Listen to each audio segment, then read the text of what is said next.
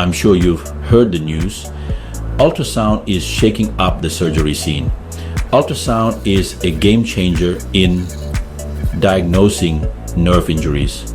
But what about its role in surgery? We decided to find out by comparing ultrasound findings with direct dissection of upper limb cadavers. Using advanced ultrasound probes, we examined 14 specimens, focusing on 7 critical peripheral nerves. The results?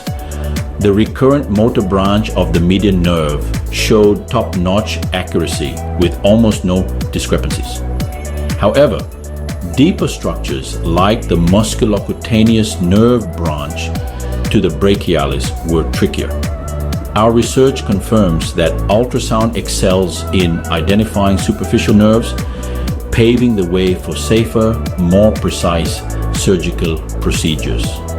This study highlights the potential of ultrasound to enhance surgical outcomes in nerve-related procedures. So, are you ready for the future of surgery?